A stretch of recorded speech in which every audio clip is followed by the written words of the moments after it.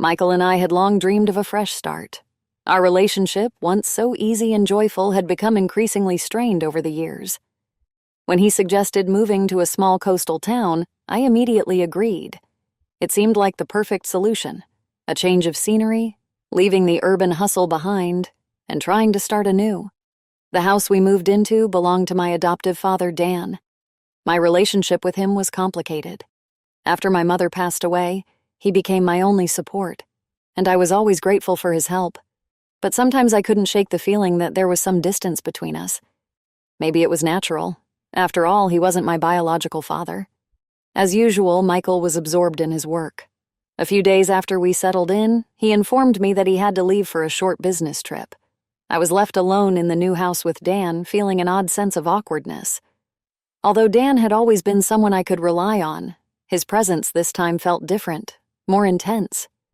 "Don't worry, everything will be fine," Dan reassured me when he noticed my unease.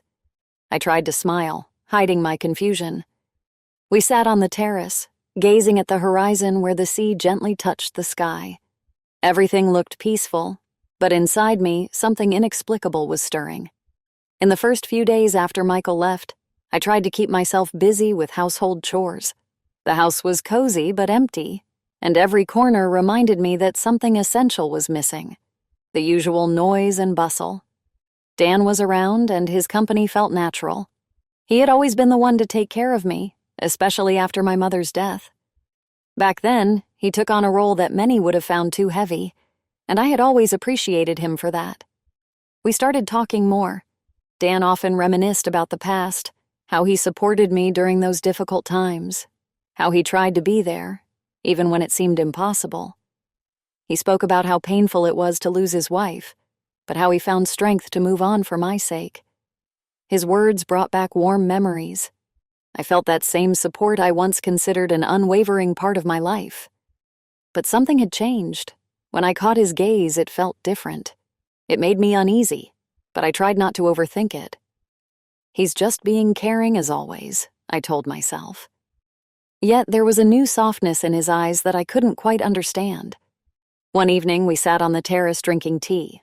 The air was cool, and I wrapped myself in a blanket, listening to his stories. At some point, I noticed that Dan's tone was unusually gentle, and his gaze lingered on me longer than usual. My cheeks flushed slightly, and I looked away. "You know I'll always be here for you, Emma." His voice was warm and reassuring. I smiled, trying to hide my discomfort. "I know, Dan. You've always been my rock," I replied, feeling awkward about my own words. The evening had settled over our quiet town, and the house was now bathed in a pleasant dusk. Michael had left in the morning, and now I was alone with Dan. We sat on the terrace talking about everything: memories of the past, life in the city we'd lived in before moving. The conversation gradually shifted to more personal topics. Dan began talking about how hard it had been for him to cope with my mother's loss, and how he had always tried to be my support. "You know, Emma, I've always seen something more in you than just a daughter," he said suddenly, his voice growing softer and more intimate. "You're a smart, beautiful woman, and I feel like I understand you better than anyone else." His words caught me off guard, and tension filled the air. I didn't know how to react. My heart started beating faster, and I felt like I was missing something important. He was looking at me as if he wanted to say more than his words conveyed. I tried to steer the conversation back to safer ground, but his gaze became even more intense. In the next moment, Dan leaned towards me, and before I could fully comprehend what was happening, his lips touched mine. Time seemed to stand still. I froze, unsure of what to do. His kiss was gentle, but each second of that touch felt like it was tearing apart something familiar and right inside me. After a few moments, I quickly pushed him away, stepping back, my breath coming in short gasps. "I'm sorry, Emma," he mumbled, retreating as if realizing what he had done. "I didn't mean to." My heart was racing, and I couldn't find words. Everything inside me had turned upside down. I stood there, trying to gather my thoughts, unable to understand how this had happened. I need to go," I said quickly, heading for the door, my hands trembling. The days after the kiss were filled with confusion. I felt a constant sense of guilt towards Michael. Every time we talked on the phone, I felt uneasy.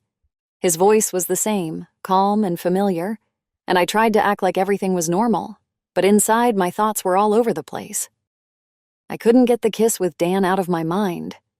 I kept telling myself it was a mistake, that we both weren't thinking straight at the time, but the more I tried to push it away, the more it lingered. Dan, on the other hand, seemed unfazed. He acted as though nothing had happened, carrying on as usual, and that only made things more complicated for me. Whenever we were in the same room, I felt a tension building inside me.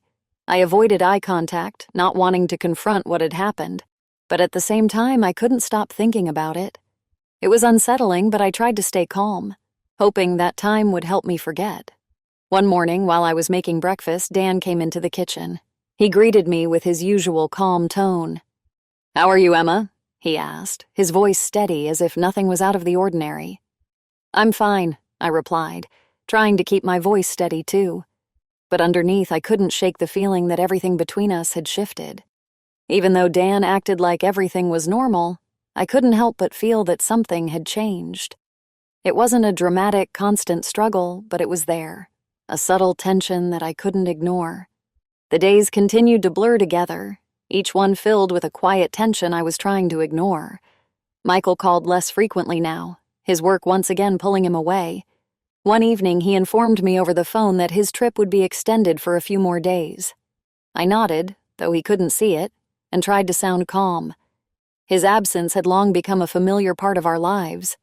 After the call, I sat on the couch for a while, staring blankly. Inside, I was still wrestling with conflicting feelings about Dan. Every day, I reminded myself that what had happened was a mistake, one I couldn't repeat. But when I heard Dan's footsteps approaching, that inner tension flared again, becoming almost unbearable. "Michael's staying longer?" I told him as soon as he entered the room. "Okay." Dan nodded, his voice neutral as usual. Then, out of nowhere, he suggested, "How about we take a trip out of town? Get some fresh air, clear our heads?" I hesitated. Part of me wanted to refuse, to avoid any further awkwardness, but another part of me understood that we both needed a break from the tension. Maybe a small trip would help. "I think that's a good idea," I replied after a brief pause. We started packing. Dan suggested bringing a blanket, a thermos of tea, and a few snacks. I watched as he loaded everything into a large bag, unable to shake the feeling that we were preparing for more than just a simple outing. When the bag was full, I grabbed my small car's keys and opened the trunk to help him. We tried to shove a big bag into little trunk, but it barely fit. Dan struggled to push it inside, and I couldn't help but laugh. The situation was so simple, but somehow it felt refreshing. My smile in that moment was probably the first in days. "Looks like we overpacked," Dan chuckled, glancing at the bag. His face seemed more relaxed, and for a moment the tension between us faded. Together, we finally managed to fit the bag, and I closed the trunk with a sigh of relief. That brief interaction helped me relax a little. As we drove along the country road, we didn't talk much, but there was a lightness in the air. Maybe this trip was exactly what we needed to lift the weight that had been pressing down on us for the past few days. When we arrived at the secluded spot on the coast, there wasn't a soul in sight. Only the calm sound of the sea filled the air, waves steadily rolling onto the sand, and a gentle breeze blowing from the ocean. The world felt infinitely distant. All I could see was the dark sky, the stars, and the sea. I took a deep breath of the salty air, feeling the tension that had gripped me for days slowly begin to dissolve in the serenity. Dan stopped the car and quietly stepped out, opening the door for me. We pulled the blanket and things out of the trunk, spreading it out on the sand near the shore. I sat on the blanket, hugging my knees, watching the waves, trying to quell the inner turmoil that was tearing me apart. But the longer we sat in silence, the stronger the pull toward him became. It was dangerous, frightening, but undeniably real. Dan sat down beside me. In the silence between us, it felt as if the world had gone quiet and time had slowed. I felt his presence, sensed his gaze, and it created a tension I could no longer ignore. Our conversations about the past, the support he had always given me, his care, all of it had fused into something new, something I couldn't hide from anymore. I tried to fight it, convincing myself that it was wrong. He was my adoptive father, the one who had always looked out for me, but now it felt like something else. I realized that there was more than just care in his gaze. There was interest, and I couldn't deny that I was drawn to him. Our eyes met. In that moment, no words were needed. His gaze reflected the same struggle that was raging inside me, but now we couldn't pretend nothing was happening. I felt everything inside me shift, and I knew I couldn't resist anymore. He leaned in and our lips met again, but this time the kiss wasn't unexpected. It was wanted, deliberate. I didn't push him away. Instead, I kissed him back, feeling all the tension, doubts, and fears melt away in an instant. Our night on the beach was as passionate as the waves that relentlessly crashed onto the shore. We gave in to the pull, forgetting everything else, forgetting what was right or wrong, forgetting what awaited us afterward. The world shrank to just this moment. By morning, I woke up feeling the chill of the ocean breeze on my skin. I looked over at Dan lying next to me, his face calm, but inside me, guilt was growing. It hit me suddenly, as if I had only just realized what had happened. I had wanted this, I knew that, and denying it was pointless. But now I had to live with the consequences. The drive home felt heavy. The quiet, secluded beach where everything seemed distant and unreal was now behind us, and Dan and I were returning to reality. He drove silently while I stared out the window, lost in my thoughts. The events of the previous night kept replaying in my mind, and with every passing mile, the weight of guilt grew heavier. I told myself it had been a moment of weakness, but I knew it wasn't that simple. Something had changed between us, and no matter how much I tried to push it away, I couldn't pretend nothing had happened. Everything felt different now, and the idea of returning to normal seemed impossible. When we finally pulled into the driveway, I felt a strange sense of relief. The familiar walls of the house greeted me, offering some comfort, but I couldn't shake the feeling that this place was no longer the same. It was as if the safety and warmth I had once felt here had been stripped away. Michael was coming back in a day, and I clung to the hope that his return would bring back some semblance of normalcy. I told myself that once he was here, things would fall back into place. But even as I thought this, I knew deep down that nothing would be the same. I moved through the house, tidying up absent-mindedly, but everything I touched reminded me of the betrayal that now hung over me. Michael arrived the next day, cheerful and oblivious to the storm raging inside me. He smiled as he stepped through the door, kissed me on the cheek, and asked how the past few days had gone. I forced a smile, trying to keep my voice steady. "Everything was fine," I said, my heart pounding in my chest. He didn't notice anything unusual. He didn't sense the distance that had grown between us, or the way I hesitated whenever he touched me. To him, nothing had changed. But to me, everything felt wrong. Every time he looked at me, I felt like a fraud, pretending that things were as they had always been. At night, lying beside Michael, my thoughts drifted back to Dan. I tried to block out the memories, but they crept in anyway. The way his hands felt, the sound of the waves crashing in the background. I hated myself for thinking about it, for not being able to push it out of my mind. The guilt was suffocating, but even worse was the realization that part of me wanted to relive those moments. I found myself pulling away from Michael emotionally.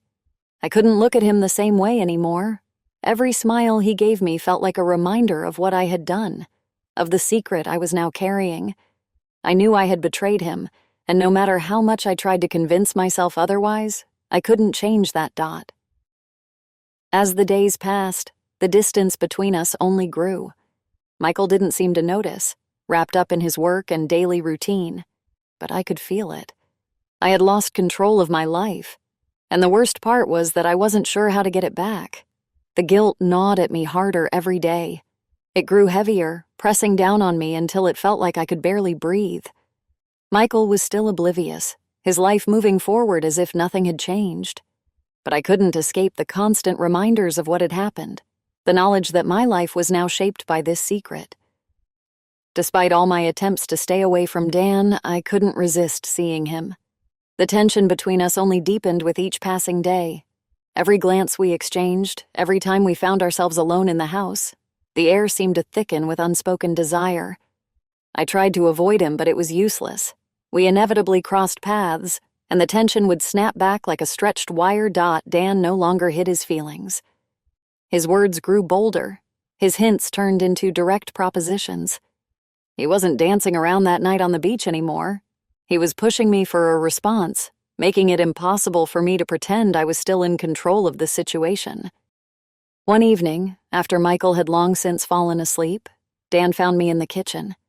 His voice was low but filled with intensity. "Emma, I can't stop thinking about it.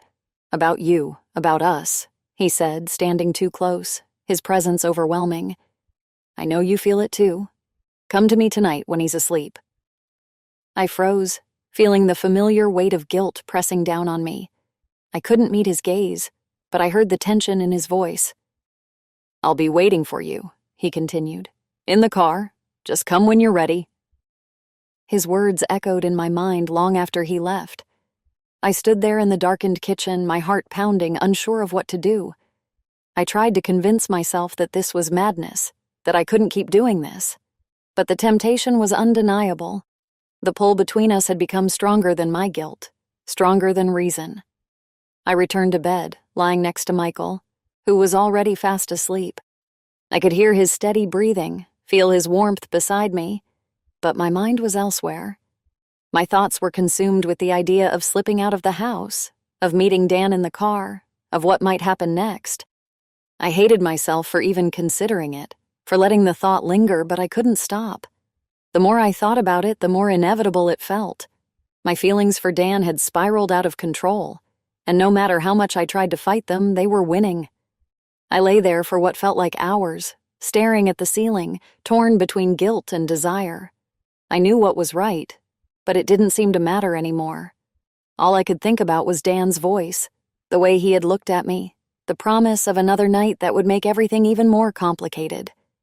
Finally, I made a decision. Quietly, I slipped out of bed, careful not to wake Michael.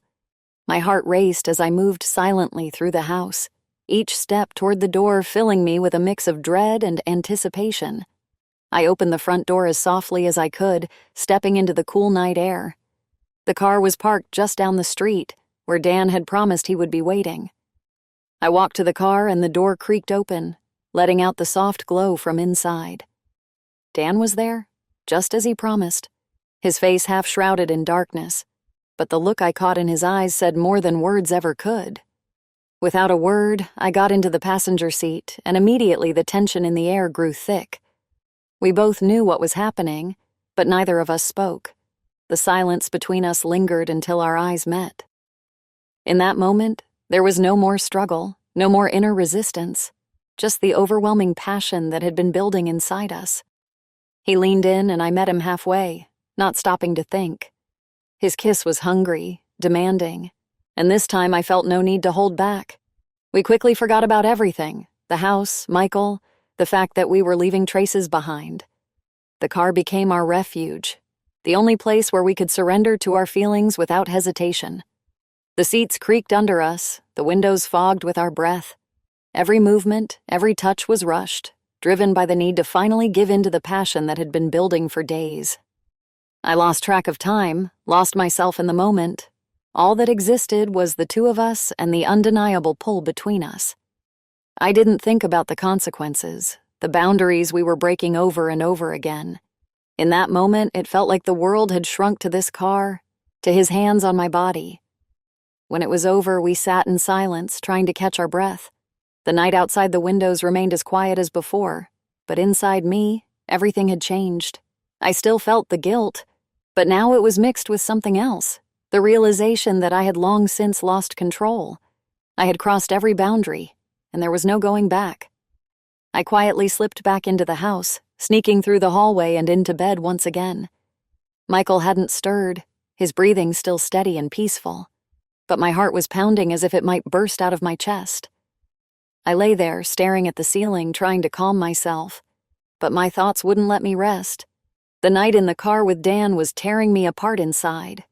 With each passing moment, I became more aware of how deeply I had fallen into something wrong, something dangerous. Yet I couldn't stop. My guilt toward Michael was growing like a storm within me, and yet, despite it all, I still felt that undeniable pull toward Dan. It had become stronger than any moral barrier I had tried to build. I didn't know how I had reached this point. It all felt so wrong, so contradictory to who I thought I was. But every time I was near Dan, something inside me ignited. I felt like we were losing the lines between what was right and forbidden, between duty and desire. And with each new encounter, each touch, I sank deeper into it. But now, one thing was clear to me. Our connection had gone far beyond any boundaries. We hadn't just crossed a line, we had destroyed it. Dan didn't seem to feel the same fear I did. He kept insisting that no one would ever find out if we were careful. He said we just needed to be cautious and everything would be fine. But I knew that was a lie. We had already gone too far, and this couldn't stay hidden forever. Each day spent with Michael was becoming a test. I could no longer look at him the same way. His trust, his love, it all served as a painful reminder of how deeply I had betrayed him. Dan spoke to me again the next day when we were alone. He looked at me with that same calm, assured expression. "Everything will be fine, Emma. No one will find out," he said, as if trying to reassure me. "We'll just be more careful. We can keep this going, you know that." But I couldn't listen to him anymore. His words sounded like lies, like a trap I had walked into willingly. I felt like I couldn't continue this deceit any longer, but I didn't know how to escape. My mind was overwhelmed with contradictions. One moment, I wanted to stop everything, to return to the life where Michael meant everything to me. But the next, I felt the pull toward Dan again, that feeling that was so intoxicating yet destructive. I couldn't stay in this limbo for much longer. I knew that. But the thought of what I needed to do terrified me more than anything. The morning after that night, when I had slipped back into bed, it felt like time had frozen. But the day came, and with it, the realization that I couldn't escape reality. Everything that had happened weighed on me with fresh intensity, and I had no idea how quickly the consequences would knock on my door. That morning, Michael decided to go into town for groceries. It was part of his usual weekend routine, where he liked to personally pick out everything we needed. I tried to keep my composure, but inside, I was a wreck. His presence beside me had become harder and harder to bear, but I held myself together, hoping nothing would betray my inner turmoil. He grabbed the keys and headed to the car. I watched him leave, trying not to think about what might happen next. Only after the door closed behind him did it hit me. The car. The evidence. Everything that happened last night was in that car, and I hadn't done anything to cover it up. My heart clenched with fear. Barely a few minutes had passed when I heard the door fly open. Michael had returned far too quickly. His steps were fast and heavy, and with each one it became clearer. He had found something. Panic surged through me. He stormed into the room, his face twisted in anger. "Emma!" His voice was sharp, louder than I had ever heard it. "What the hell is this?" He threw a bra onto the floor, the same bra I had left in the back seat. His eyes were blazing with fury. "Why is the seat pushed back? Who was in my car? What are you hiding?"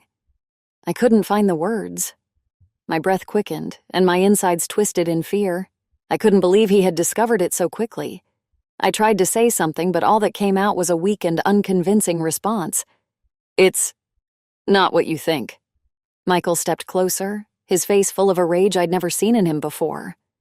"Not what I think?" he growled, leaning in toward me.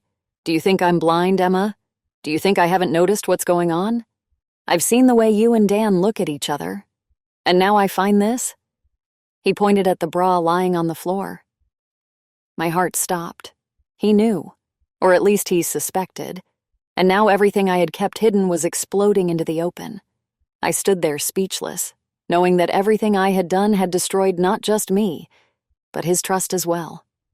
Michael grabbed me by the shoulders, his eyes burning into mine. "What is going on between you and Dan?"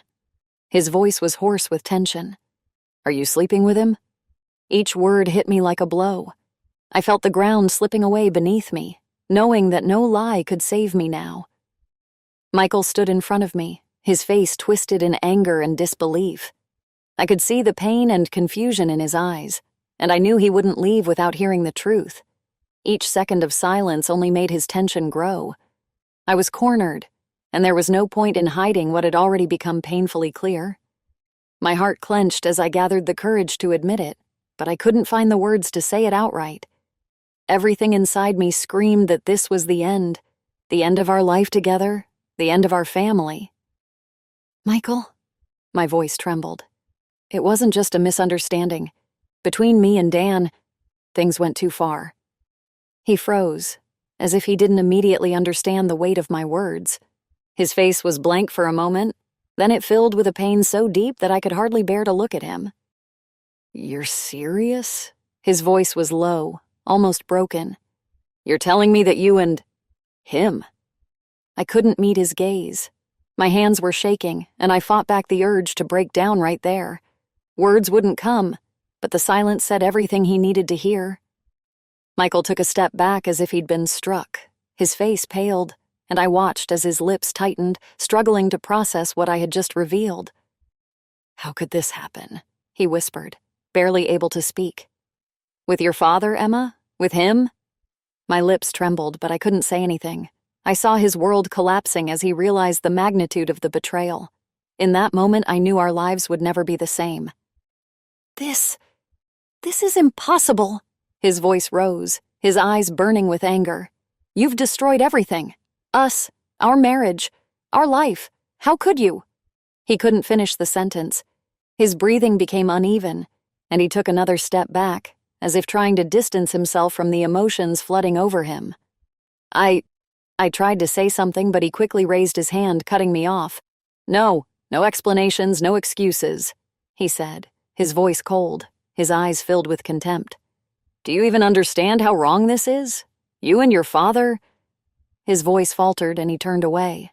I could see his anger intensifying, his gaze growing colder. But instead of shouting, he turned as though he had already made up his mind. "Divorce," he said quietly but firmly. "I can't even look at you anymore. And I don't need any explanations. You've destroyed everything, Emma." He walked toward the door without waiting for a response. His steps were quick and decisive, as if he had already decided to leave it all behind. Michael didn't see any point in confronting Dan. To him, this was the ultimate betrayal, something beyond forgiveness. The door slammed behind him, and I was left standing alone in the silence, knowing that my world had completely collapsed. When the door slammed shut behind Michael, silence fell over the house like a heavy blanket. I stood there frozen, as if time itself had stopped. The world I knew had crumbled in an instant. My heart ached with guilt and shame, and I could no longer hide from the truth of what I had done. I had destroyed not only my marriage, but everything that had ever mattered in my life.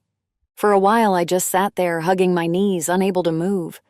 My thoughts were chaotic, each memory of the past few weeks cutting into me like a sharp knife. My affair with Dan felt like a distant blur, as if it had happened in another life, to another person. And though a part of me had once been drawn to him, I could now see it clearly for what it was. A terrible mistake. Everything that had happened between me and Dan wasn't born out of real feelings. It was an escape, an illusion that had torn apart everything I once held dear. And now I was alone, left with the ruins of what had been my life. Michael wasn't coming back, and I couldn't blame him for that. Hours passed before I heard Dan enter the house. His footsteps were quiet, but I felt his presence immediately. He stood in the doorway, looking at me, his face a mix of worry and confusion. "How are you?" he asked softly, his voice tender, almost caring. I couldn't bring myself to look at him. Everything inside me screamed with shame. Sitting in that empty room, I could no longer pretend that there was anything left between us. "Michael's gone," I said, my voice barely a whisper. "It's over." Dan stepped closer, his voice filled with the confidence that I could no longer share. "We can start over, Emma," he said, reaching for my hand. "We can build something together. Just give us a chance." I looked at him, and in his eyes, I saw belief in what he was saying. But I couldn't believe it anymore. Everything I had felt for him, everything that had been, now felt false, like a shadow of something that was never real. I couldn't ignore the fact that what had happened between us had destroyed not only my relationship with Michael, but also the person I thought I was. "No, Dan," I finally said, turning away from him. This was a mistake. Everything that happened was a huge mistake. I can't keep doing this. My words hung in the air between us. Dan stood silent, as if he couldn't fully grasp what I had just said. But for me, this was the end. I've ruined everything, I continued, barely holding back tears. And I'm ashamed. I can't look at you or myself the same way anymore. Dan had no reply. He stood there stunned and speechless, as if reality had finally caught up with him just as it had with me. I knew I couldn't stay in this house any longer, in these walls that now felt foreign and tainted. All that was left for me was to leave, to walk away from the wreckage of my past, and try to find a way to make peace with myself, even if it took years to learn how to live with the consequences. I left the city early in the morning when the streets were still empty and the sky was just beginning to lighten. My luggage was small, just a few things I chose to take with me. Everything else, all that connected me to my past, I left behind. The house where I had spent so many years now felt foreign. Every corner, every room held memories I could no longer bear. I sat behind the wheel, driving away from the city, trying to hold back the tears, but they came anyway. The life I once knew was left far behind. And though leaving felt like the only right choice, a storm of emotions still raged inside me. No matter how far I drove, I couldn't escape myself. The first days in my new place passed in a blur. I found a small house far from the busy roads, hoping that the quiet would help me deal with the chaos inside. But despite the calm surroundings, the storm within me still raged. Guilt over the relationships I had destroyed, over the betrayal that had shattered everything I had, haunted me every night. My dreams were filled with images of the past, the life I was trying to run from. Each morning I woke with the heavy realization that life would never be the same. I hadn't just lost my husband. I had lost my sense of family, my understanding of who I was. At times, it felt like I had lost myself. Guilt consumed me, reminding me of what I had done, of how I had ruined everything. But I knew I had to keep moving forward. I couldn't live in this state of self-punishment forever. My past was a heavy burden, but I understood that if I didn't find a way to accept my mistakes, they would drag me down for the rest of my life. I had destroyed my world, but it was up to me to rebuild it. Months passed, and slowly, step by step, I began to adjust to my new existence. Was it truly living? I didn't know, but I began to accept it for what it was. Each day, my longing to return to the past grew weaker. It was a long and painful journey, but with each new morning I realized that I still had a future, even if it would look nothing like the one I had imagined. The hardest part was learning to accept myself. Coming to terms with what I had done and trying to forgive myself for it seemed almost impossible. But I knew that if I didn't, I would be trapped in my guilt forever. It was the only path to freedom. Now I lived alone without my past, without people who knew me. It was a new life, full of uncertainty and fear, but it was mine. And I knew that someday, eventually, I would be able to let go of my past completely. Until then, I would keep learning to live with the consequences of what I had done, taking it one step at a time, moving forward.